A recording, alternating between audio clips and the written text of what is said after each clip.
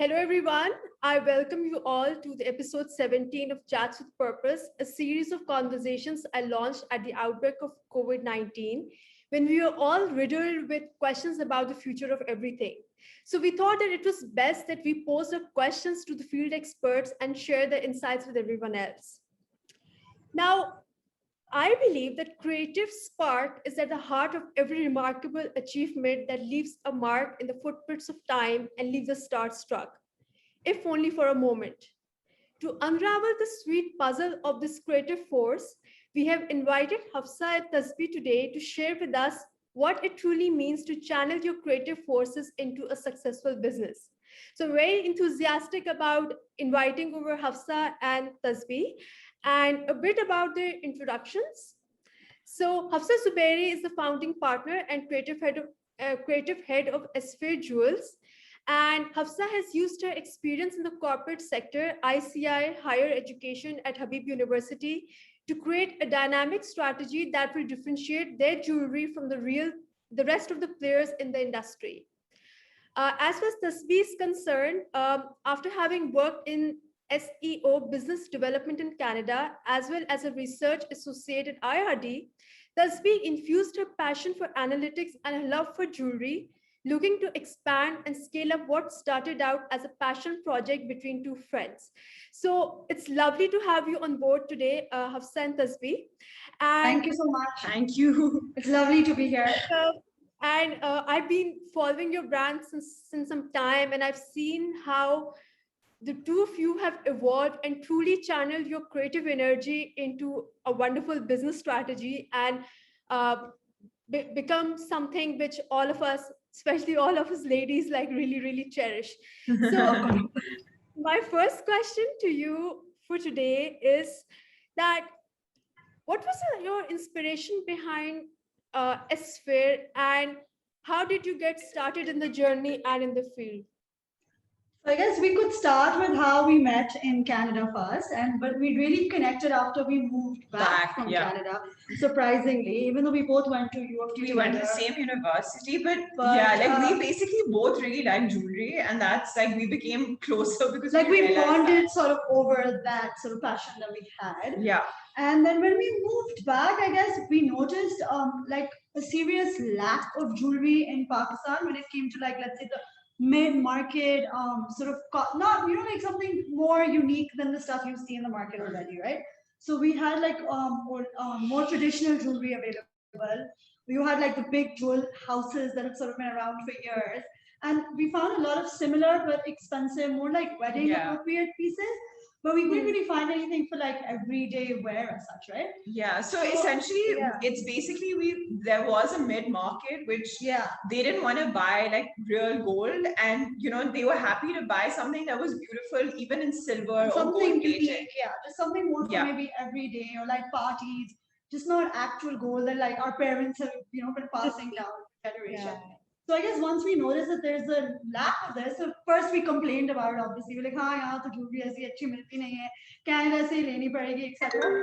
But then we decided to actually like use this opportunity and do something. Do something, right? Yeah. Which is just sort of how I guess we coined the idea. We're like, let's just do it. Like, if there's a lack, this is something we need to do sort of ASAP. So that's I think, true. that's kind of so how that was essentially the inspiration was that there was a lack of the kind of jewelry that we liked available in Pakistan. So we decided that we create jewelry that we really like and hopefully create other a market people and hopefully convince other people to be part of that industry in a way. Yeah. So yeah. Okay. So yeah, that's pretty relatable. I think that's something that everyone experiences. Like I've experienced that, and I whenever I travel abroad, I just make it a point to get everyday wear jewelry, something that you can carry to the office as well. Not looking too much over the top, but at the same time staying relevant and classy at the same time. So yeah. So once you came up with the idea that, okay, fine, you want to do this, then how did you come up with, a business strategy for it, how to go about with the jewelry design and everything? Right. So I guess first we had to do a lot of research when it came to the market. We had to actually test, like, was it just us sort of feeling that way, or does the general public feel that way. So we started off with our market research initially. And we did, just through Google Forms, just surveying with our friends or where we work. Like it was a lot of simple stuff. But it did, we realized that, everybody else felt that way as well. And that's when we sort of came up with like a plan to obviously to channel it into like an actual business, how to get the resources, how to get the materials, how to have a team to like execute this for us, because it would be difficult for us to, let's say, design and make the pieces ourselves, etc. Right? So we sort of had to figure out how we were gonna enter and do this. Yeah. So I think like a good thing in Pakistan is that you can start out small. Like you can do, for instance, it's not very expensive to have exhibitions and pop-ups and things like that. And that's a very good gauge to see if people are interested in your product. So initially we did start out, we were exhibition based. And then when that started doing well, then we started having walk-ins. We had a small studio set up that we built. So but it started out at home. Yeah, like it started out from home and you kind of like baby steps to see what the response is and then adapt your strategy according to what people like and what they don't like. Yeah, and we just sort of took it from there, I guess. And then obviously we took it online, which was like most important aspect, I think, for our business, because that opened a lot of doors. Like we were then able to, let's say, cater to people outside of Pakistan. We were able to cater to people like in remote areas of Pakistan. I think that's when we really sort of, we built it from that. Like actually one of sort of changed one of our customers who orders a lot from us is from Sahiwal, and he would never have been able to do this if we didn't have a website that he could aram say, place an order without any issue. So I guess social media really took us places, and then just being on the online space gave us access to like a lot of customers, like literally all around the world. Yeah. And it's just been sort of spiraling since then, which is great for us. And now we've transitioned into an actual storefront situation as well. So yeah. Great. So I think this is a classic example of harnessing the power of social media and the internet to actually build a brand, starting small and iterating along the way. Because this is although it's very intuitive and it's like common sense to start small and then iterate and adapt until you get it right. But usually what I've seen is that people don't really realize it or practice it when they're doing business.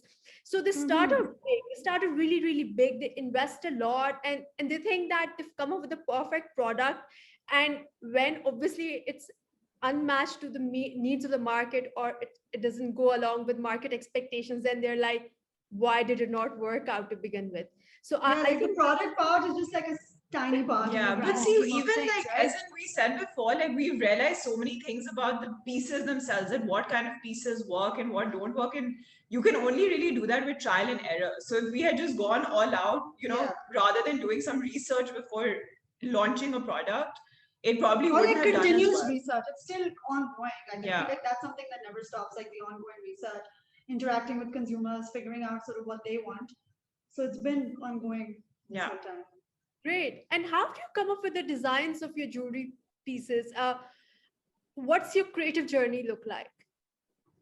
Now this, we can literally find inspiration anywhere, I think, right? So usually we do take like broader themes, and then after, let's say, picking a broader theme, we sort of narrow into like motifs that work with the theme or like stones that would work with that theme. But yeah, it's usually like we start off with a larger theme and then we sort of go in, and that's how we create our pieces. Yeah, like for instance, I think one of like the initial collections that we did, it was like a fairy tale collection. So we picked, for instance, like Aladdin, we picked Cinderella. So basically based on those themes, then we designed like motifs like a shoe or a lamp or something like that. So we like to, and again, like I was a literature student, so I feel like the literature part, like we both were sort of interested.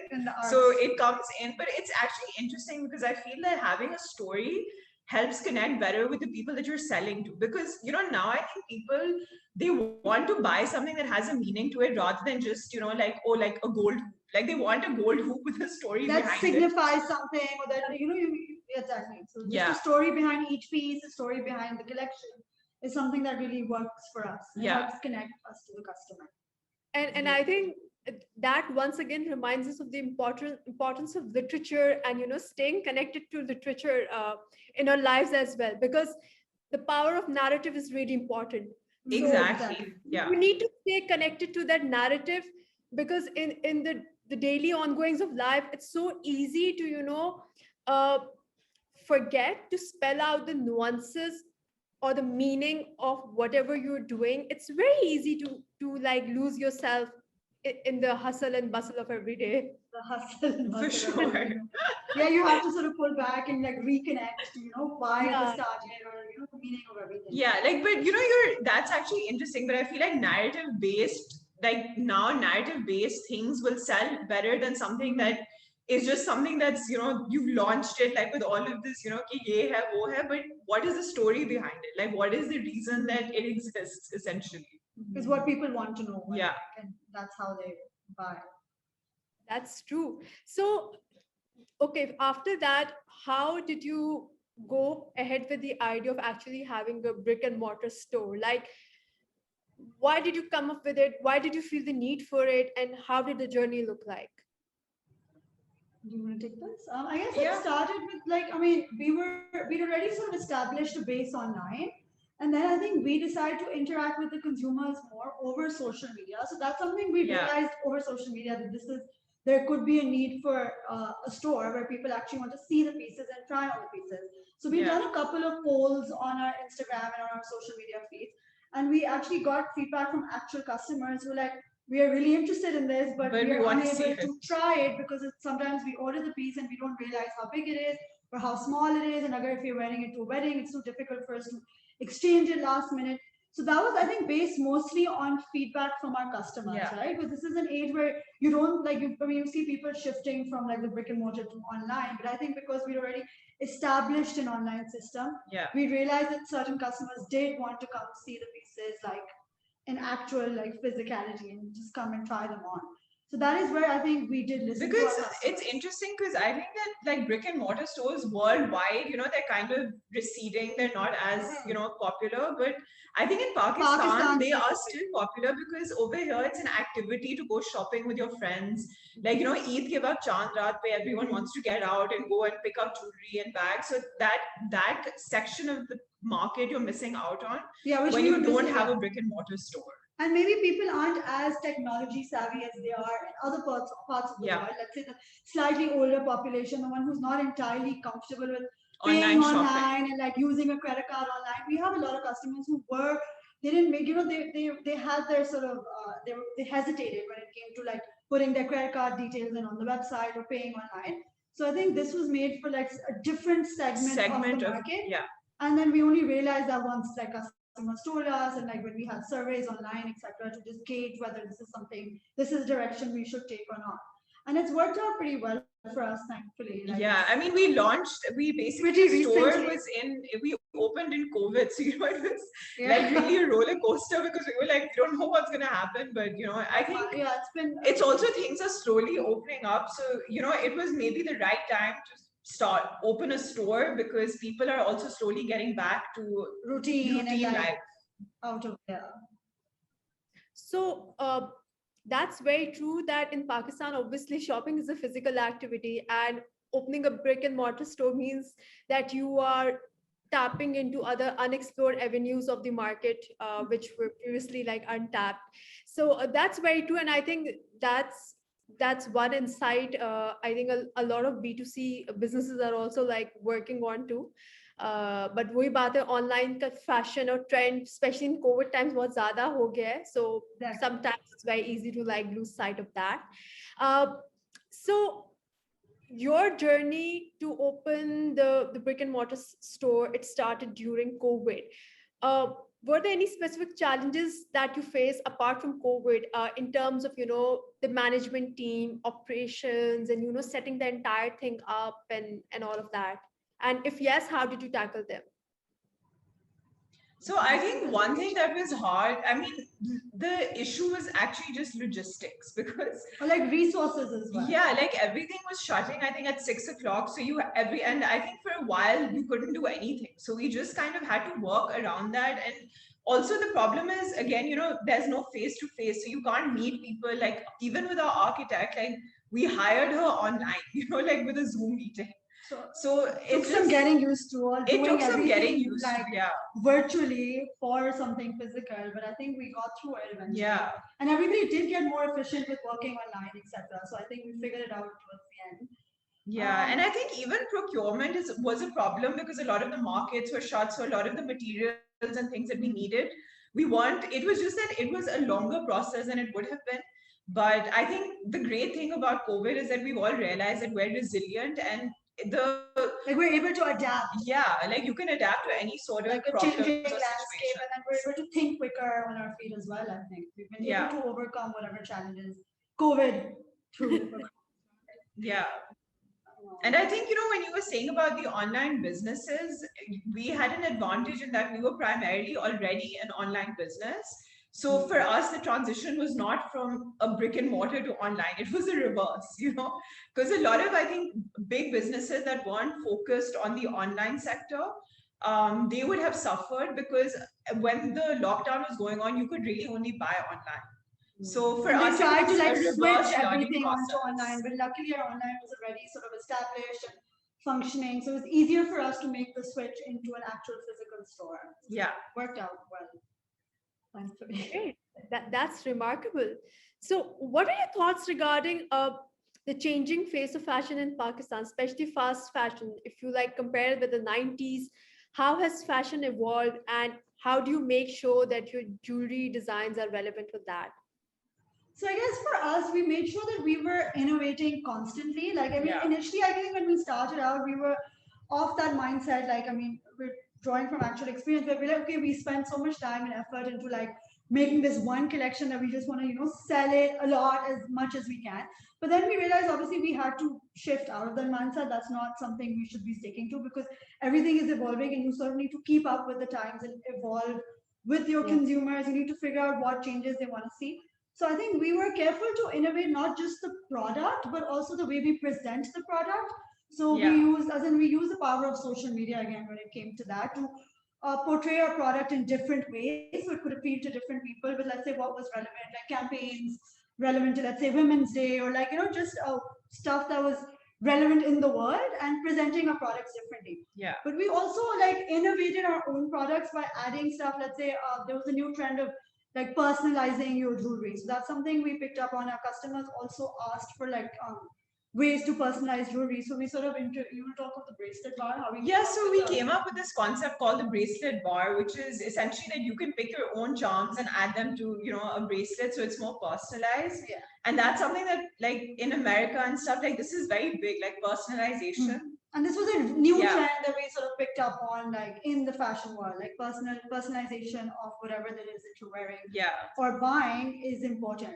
So that's how we innovated our products in a way. We also And we've also diversified. That's Yeah. another thing we diversified our products too. So we went into like bags and clutches, just sort of different things. So we weren't just doing the same kind of jewelry or like similar kind of jewelry, right?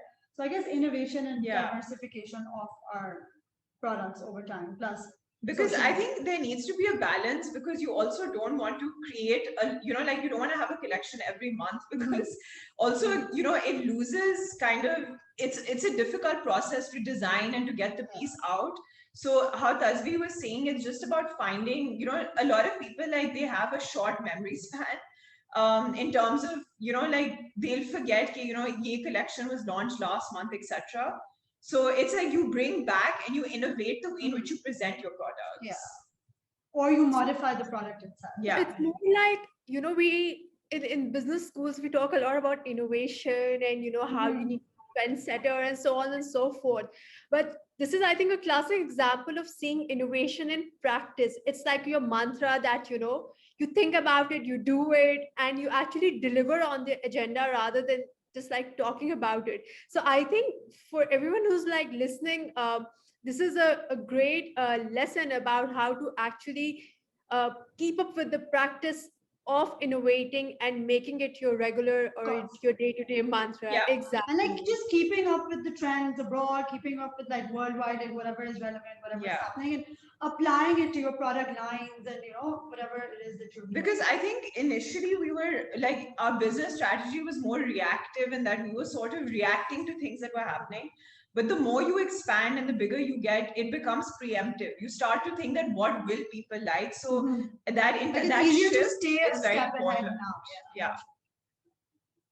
Great. So you are two accomplished women in business, and you're operating in a male dominated market. And the topic for today, a key focus of our today's topic was to actually talk about women entrepreneurship. And what was your experience as female entrepreneurs operating in a male dominated market in terms of the challenges that you faced, and how did you overcome them? Because I want this to be also a sort of an inspiration to all the female entrepreneurs out there, who are pushing every single day to make their place in a male dominated world. So, honestly, in the beginning, I think like the one thing we struggled with was that we were young when we started. We were around 20, I think we were 25, 24 when we started the business initially. So, it was also being taken seriously. Because, for instance, essentially, also jewelry making is very male dominated, like you said, because all the kaigars that we work with, they're male. So, it was a journey of convincing them to take us seriously. Or to understand that our different ideas could work for them and could work for us, right? And they didn't have that, but they were kind of really set in their very own rigid ways. They were really rigid, and well, this is what we can make and this is what we're going to do for you, versus listening to what we wanted them to do for us. So it took us a while. There was a lot of I think it took us around a year to find a good team of kaigars that we could sort of, they understood the idea. And they would understand that, what we were doing was different and it was okay to do something different in the market, right? Yeah. So it did take us a pretty long time, though. Like, it took us a while, but. And I think, honestly, now also the landscape is changing, because even like within corporates and, in more informal settings, I think that a lot of women are now going out and working. So there is a general shift, which has also worked to our advantage, right? Because there are a lot of young women that are running really great businesses, so it's sort of like a shift that's going on. And we like a gradual shift. And we were at the beginning of it, but now later on, I think it's becoming more accepted, Yeah, like our meetings, etc., are more with women than they were 6 years ago. So it has changed, which is great. Yeah, but it's definitely challenging within, in Pakistan, because there are like traditional female roles that people think that you should ascribe to, even. So I think balancing all of that is sometimes difficult. But again, if you're committed to your business and you're passionate about what you do, then you find a way to do it. Yeah, I think that's one of the challenges, which is not that much, I think, spoken about, is that you keep on following your passion, you're committed to your business, but at the same time, the societal expectations which come in when it comes to females and how they're expected to, carry themselves, or the duties and responsibilities and all of that. So uske saath balance karna, sometimes, you can like get burnt out in the process, because you have to take the two of them together. So in your case, because Hafsa, you're also married, Tasbih, you're also married, so you're both like, leading business, but at the same time, you have families as well. So how do you have that work-life balance? Like, how do you make sure that, you keep you balance like both of these roles together? So I think, I was, just as an example, I was very impressed with Tasbih, because she had like 2 weeks after giving birth, Bachai, she's opening up Excel sheets and saying that this is not done, that's not done. So, obviously, like, that's an extreme example. Tasbih is very committed. But you have to make sure that people around you are supportive and exactly understand the situation that you're in, and they understand that, when work has to come first or when family has to come first. It's like striking the right balance. But again, like you said, you need to, like we had to convince, let's say, our karigars 5 years ago and, our ideas. Sometimes you also have to convince your family members on what you need to do at what time. Like, they may not fully understand it, but they've been supportive so far. Like, we've been lucky. Exactly. Yeah. We've really lucked out when it's come to that. Yeah. And also, one thing that's great is that we as a team, as partners, if exactly, it's like we kind of balance out. Like, if Tasbih needs time, then I'll take on extra load. If I need time, Tasbih will. So it's a really good system of balancing. So for anybody that's looking to go into business, it's always a great idea to find a partner. To find a very understanding partner who can, sort of pick up the slack when one is really having a baby or something of that. And I think extent. also as women, like sometimes we're very hard on ourselves that, oh, everything is not perfect in every aspect of our lives. So that's also something you need to kind of let go of, because and be more forgiving. Exactly, to yourself.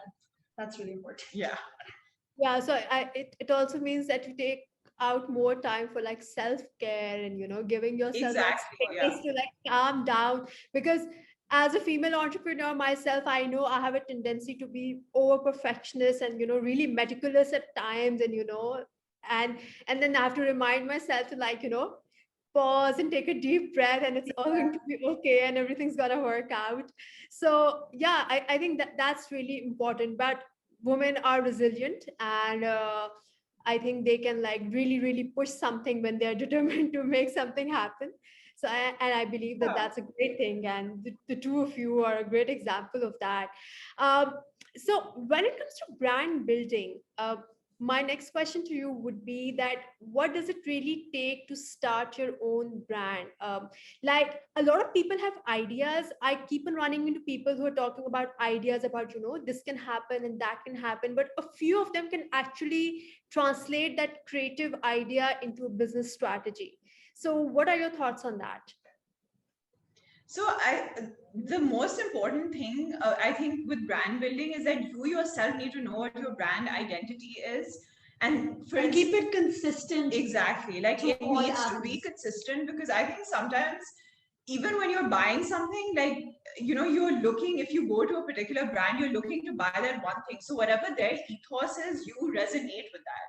So what we've tried to do is keep a consistent brand image in terms of we appeal to a very certain audience. Our jewelry is a certain kind of jewelry. We're not trying to do everything at once.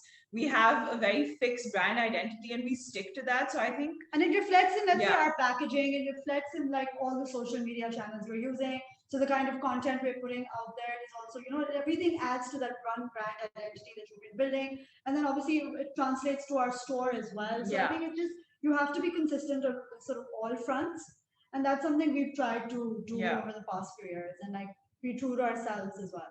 Yeah, and I think sometimes, and it's not possible to have all of the elements balancing perfectly all the time. So I think risk taking is important. Like, just if you feel that it will work, and if there's even a 50% chance it will work, you should just do it, because it's impossible for it to always succeed. But as long as we sort of know what, Yeah. And social media. So, yeah, I mean, social media was obviously huge for us. So did you take the help of any agency when coming up with a brand identity, or did you like map out the customer journey yourself? How did you go about it? Or was it like intuitive? It was just us actually in the beginning, right? Yeah. So I mean, we also had help because we had a lot of, like, we had friends that, for instance, they knew they could make a logo for us. They could help us in that. So we had a lot of internal help.